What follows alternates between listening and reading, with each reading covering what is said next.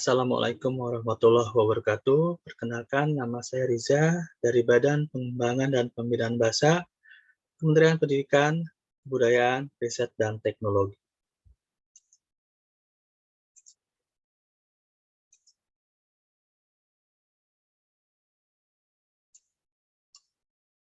Hari ini saya akan memaparkan hasil penelitian dengan judul Penerapan Model Manajemen Bahasa, Ancaman Penguatan Penggunaan Bahasa Negara di Ranah Keluarga. Latar belakang penelitian ini yaitu adanya fenomena penggunaan bahasa campur aduk yang terjadi di kalangan keluarga diplomat yang bekerja di luar negara. Dalam hal ini, diplomat yang bekerja di KBRI New Delhi, India.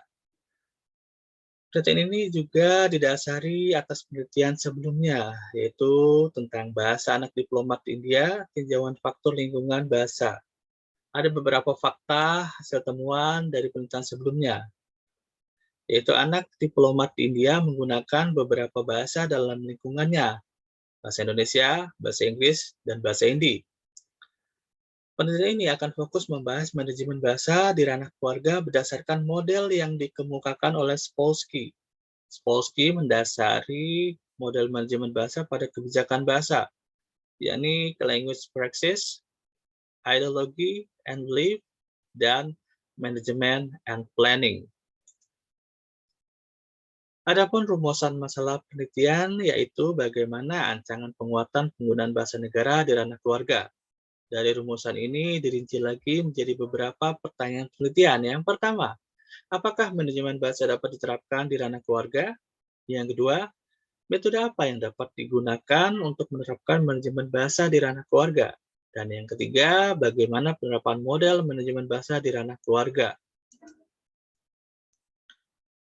Tujuan dari penelitian ini adalah untuk menghasilkan ancaman penguatan penggunaan bahasa negara di ranah keluarga dengan model manajemen bahasa Spolsky. Secara teoritis, manfaat dari penelitian ini untuk mengembangkan teori manajemen bahasa berdasarkan fenomena yang ditemukan di lapangan. Secara praktis, penelitian ini dapat dijadikan alternatif penguatan penggunaan bahasa negara baik di ranah keluarga maupun di ranah yang lebih luas. Dalam penelitian ini digunakan beberapa referensi atau tinjauan pustaka. Yang pertama tentang kebijakan bahasa, yang kedua manajemen bahasa, dan yang ketiga penggunaan bahasa negara. Kebijakan bahasa dipengaruhi oleh kondisi sosial, budaya, dan ekonomi suatu negara, juga dipengaruhi oleh konteks politik dan ideologi tertentu yang dianut oleh suatu negara. Spolsky menyebutkan bahwa kebijakan bahasa adalah pilihan. Language is choice. Beliau memberikan ilustrasi sebagai berikut. Seorang yang bilingual atau plurilingual harus memilih bahasa mana yang akan digunakan untuk berkomunikasi. Bahkan jika seseorang hanya berbicara satu bahasa, ia memiliki pilihan dialek atau gaya. Tujuan dari teori kebijakan bahasa yaitu untuk menjelaskan pilihan-pilihan yang dibuat oleh penutur masing-masing berdasarkan pola-pola yang diatur dan diakui bersama komunitas tutur yang mereka menjadi anggotanya. Pilihan-pilihan ini adalah hasil dari manajemen yang mencerminkan dorongan sadar dan eksplisit oleh manajer bahasa untuk mengontrol pilihan. Kita dapat ilustrasikan seperti ini, apabila ada beberapa bahasa dalam satu daerah, maka perlu adanya kebijakan bahasa yang mengatur penggunaan atau pilihan bahasa-bahasa tersebut. Selanjutnya, manajemen bahasa. Banyak ahli menyebutkan konsep mengenai manajemen bahasa. Yang pertama ada Spolsky, menyebutkan bahwa manajemen bahasa dapat diasumsikan saat seorang manajer berusaha mengubah praktik bahasa, language practice, atau keyakinan, belief seseorang. Ada juga Jannat dan Neustupny menyebutkan bahwa manajemen bahasa dimulai ketika seorang penutur mencatat bahwa wacananya menyimpang dari norma. Betapa sulitnya hal itu untuk didefinisikan dalam situasi bahasa. Satu lagi ada Nick Papil. Dia menyebutkan bahwa titik awal teori manajemen bahasa adalah identifikasi masalah bahasa oleh penutur sehari-hari dalam proses komunikasi. Kita dapat lihat ilustrasi mengenai dua kategori manajemen bahasa. Yang pertama, manajemen bahasa sederhana, yang kedua, manajemen bahasa terorganisasi. Orang yang mengoreksi diri sendiri dalam wacana itu bisa dikategorikan sebagai manajemen bahasa sederhana. Sedangkan situasi saat calon manajer mencatat adanya masalah bahasa dalam situasi tertentu itu termasuk kategori manajemen bahasa terorganisasi. Lalu perbedaan selanjutnya itu dari segi jumlah peserta. Manajemen bahasa sederhana hanya terdiri atas satu individu atau satu peserta, yaitu dirinya sendiri ketika dia mengoreksi, mengganti pilihan kata, atau beberapa hal ketika dia berkomunikasi. Manajemen bahasa terorganisasi, pesertanya lebih dari satu. Satu pihak mengelola dan satu pihak lain dikelola. Selanjutnya mengenai penggunaan bahasa negara. Kita tahu bahwa ada beberapa peraturan perundang-undangan di negara ini yang mengatur tentang penggunaan bahasa negara. Yang pertama, ada Undang-Undang Dasar Negara Republik Indonesia 1945. Dalam satu pasalnya disebutkan bahwa bahasa negara adalah bahasa Indonesia. Kemudian lahirlah Undang-Undang Nomor 24 Tahun 2009 tentang bendera, bahasa, lambang negara, serta lagu kebangsaan. Pasal 25 disebutkan bahwa bahasa Indonesia sebagai bahasa resmi negara dan bahasa persatuan yang telah disebutkan dalam Undang-Undang Dasar Negara Republik Indonesia tahun 45. Pasal 26 sampai dengan 39 mengatur penggunaan bahasa Indonesia, misalnya dalam ruang-ruang publik. Pasal 41 sampai 43 ada diatur mengenai pengembangan, pembinaan, dan pelindungan bahasa Indonesia. Pasal 44 diatur mengenai peningkatan fungsi bahasa Indonesia menjadi bahasa internasional. Satu hal lagi, Peraturan Presiden Nomor 63 Tahun 2019 yang mengatur penggunaan bahasa Indonesia. Penelitian ini adalah penelitian deskriptif dengan pendekatan fungsional dengan metode kualitatif. Penelitian dilakukan pada periode Juli sampai dengan Oktober 2019 di kota New Delhi, India. Subjek penelitian terdiri atas 3 keluarga diplomat yang bertugas di India. Teknik pengumpulan data dilakukan dengan metode cakap dan juga teknik cakap semuka. Selain itu, dilakukan observasi lapangan serta wawancara, teknik catat, lalu ada studi pustaka untuk mendukung data. Pengolahan data dilakukan dengan analisis deduktif-induktif. Yang pertama dilakukan seleksi data, selanjutnya ada klasifikasi data, dan terakhir penyajian data secara deduktif dalam bentuk deskripsi. Yang dibahas dalam penelitian ini yaitu pertama, manajemen bahasa di ranah keluarga. Yang kedua, individu dan manajemen sederhana. Dan terakhir, metode manajemen ekologi bahasa di rumah dan penerapan metode manajemen bahasa di keluarga diplomat di India.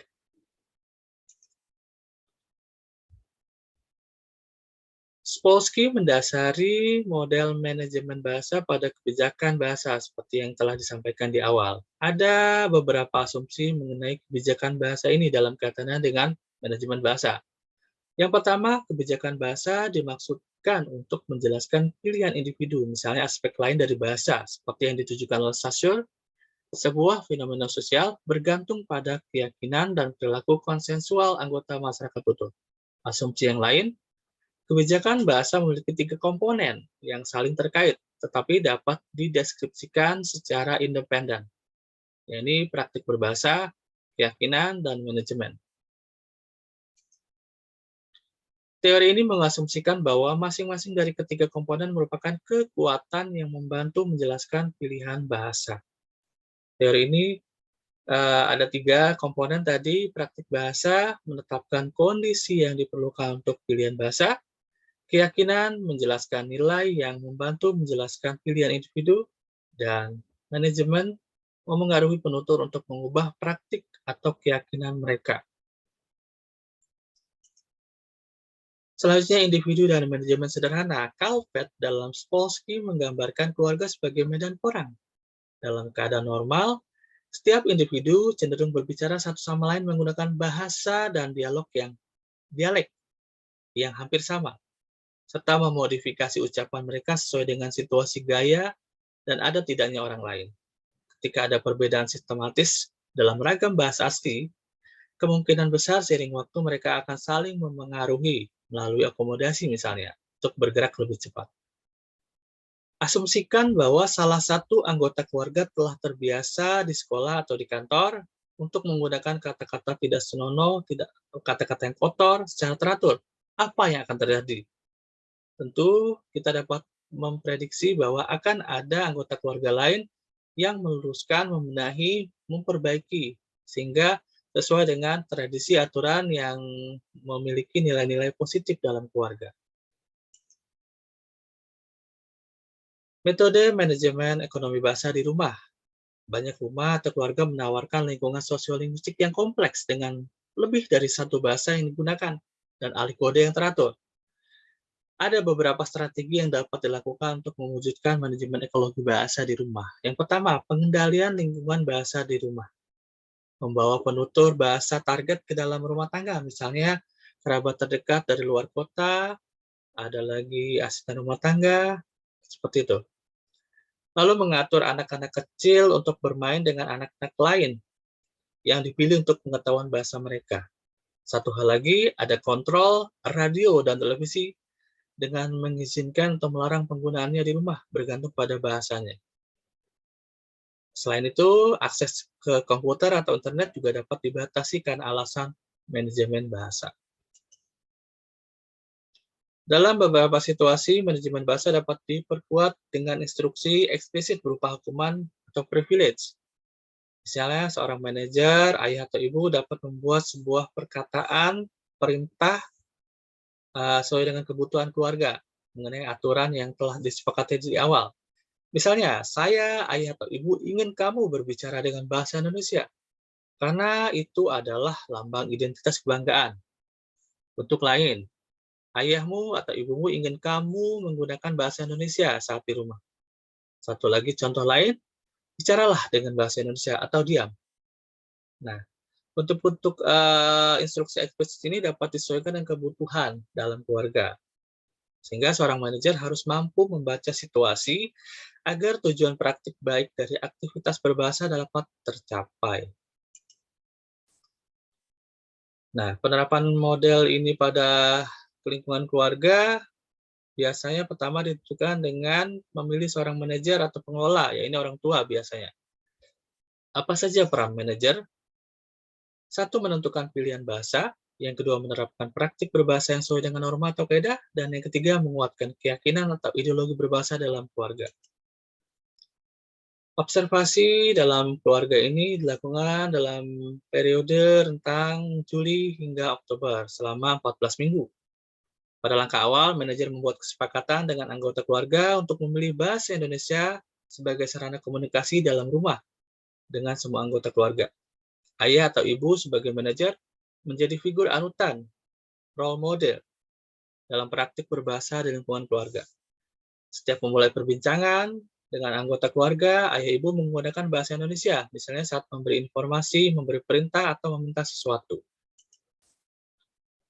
Nah, kita masuk pada kasus keluarga pertama. Di sini ada data keluarga pertama, ayah, ibu, dan 2 anak. Ayah sebagai manajer. Deskripsinya sebagai berikut. Pada beberapa situasi, ayah dan anggota keluarga lain terpaksa menggunakan bahasa Inggris atau bahasa Hindi saat berkomunikasi dengan asisten rumah tangga atau ART yang berkeluarga negara Inggris, Indo-India atau warga lokal. Hal ini tidak dapat dihindari karena ART ini hanya dapat berbicara dengan bahasa Inggris atau bahasa Hindi. Pernah sekali waktu anak pertama mencoba berkomunikasi dengan ART menggunakan bahasa Inggris. Itu lancar. Tapi ketika menggunakan bahasa Indonesia, ternyata tidak berhasil. Akhirnya dipilihlah bahasa Inggris sebagai sarana komunikasi. Kejadian ini menjadi catatan khusus bagi keluarga. Namun demikian, manajer dan anggota keluarga tetap konsisten menggunakan bahasa Indonesia dalam berbagai keperluan kecuali dengan ART. Adapun catatan lapangannya, sejak minggu pertama hingga ke-6, anggota keluarga ini masih menggunakan bahasa Indonesia, bahasa Inggris, dan bahasa Hindi dalam komunikasi sehari-hari di rumah. Situasi semacam ini masih wajar, karena mengubah kebiasaan berbahasa atau praktik berbahasa di dalam keluarga bukanlah hal yang mudah. Untuk mencapai tujuan penguatan penggunaan bahasa Indonesia di ranah keluarga, manajer berupaya menanamkan keyakinan di antara anggota keluarga bahwa bahasa Indonesia wajib dijunjung dan digunakan sebagai lambang kebanggaan dan jati diri bangsa. Bahasa Inggris hanya boleh digunakan dalam kesempatan berkomunikasi dengan tamu atau orang asing. Begitu pula dengan bahasa Hindi yang hanya boleh digunakan saat berhadapan dengan ART demi kesepahaman dan kelangsungan komunikasi. Keluarga ini dapat dikategorikan berhasil melakukan pengutamaan bahasa negara di ranah keluarga. Buktinya pada minggu ke-12, keluarga ini sudah mampu meminimalisasi penggunaan bahasa asing dalam keluarga. Kategorinya dapat disebut baik. Keluarga kedua, ada ayah, ibu, anak. Ibu sebagai manajer. Deskripsinya sebagai berikut. Sama, langkah awal, manajer membuat kesepakatan. Nah, pada keluarga kedua, terdapat perdebatan di awal. Anak merasa tidak nyaman dengan aturan baru tersebut. Karena sehari-hari si anak menggunakan bahasa Inggris, terutama ketika di lingkungan sekolah. Kebiasaan itu pun terbawa ketika di rumah. Komunikasi dilakukan dengan bahasa Inggris, kadang campur dengan bahasa Indonesia. Nah, ibu sebagai manajer dapat menjalankan peran dengan baik, yaitu dengan memilih cara atau strategi. Yang pertama, manajer memberi pemahaman nilai-nilai kebangsaan atau nasionalisme bahwa bahasa Indonesia wajib digunakan sebagai sarana komunikasi. Selanjutnya, manajer menceritakan kisah pergerakan bangsa Sumpah Pemuda yang menjadi tonggak sejarah lahirnya bahasa persatuan yang sekarang dikenal sebagai bahasa nasional. Dengan itu, kesepakatan dapat terwujud. Catatan lapangannya, dari minggu pertama hingga ke-8, anggota keluarga ini sama juga masih menggunakan bahasa Indonesia, Inggris, bahasa Hindi dalam komunikasi sehari-hari. Tujuan penguatannya dilakukan dengan menanamkan keyakinan bahwa bahasa Indonesia wajib dijunjung sebagai lambang kebanggaan jati diri bangsa. Bahasa Inggris dan bahasa Hindi digunakan secara terbatas. Keluarga ini pun kategori berhasil. Buktinya pada minggu ke-13, keluarga ini mampu meminimalisasi penggunaan bahasa asing di dalam keluarga. Kategorinya baik. Keluarga ketiga, ada ayah, ibu, 2 anak. Ayah sebagai manajer. Langkah awal sama membuat kesepakatan, sama juga seperti keluarga kedua, terjadi perdebatan, anak tidak nyaman karena biasa menggunakan bahasa asing, bahasa Inggris di lingkungan rumah, yang terbawa dari lingkungan luar rumah, dalam hal ini sekolah. Strategi yang dilakukan manajer, yaitu manajer mengajak anggota keluarga menyaksikan video atau tayangan dokumenter tentang Sumpah Pemuda. Sambil menyaksikan video, manajer memberi informasi terkait cikal bakal bahasa Indonesia yang dikukuhkan menjadi bahasa persatuan. Anak-anak juga diberi pemahaman bahwa sebagai warga negara yang baik, setiap bangsa Indonesia wajib menggunakan bahasa Indonesia. Strategi lain yang dilakukan adalah memberi sanksi ringan atau imbalan, yakni apabila setiap anggota keluarga dapat mengutamakan bahasa Indonesia dalam komunikasi sehari-hari, manajer akan mengajak jalan-jalan atau memberi hadiah sebagai apresiasi.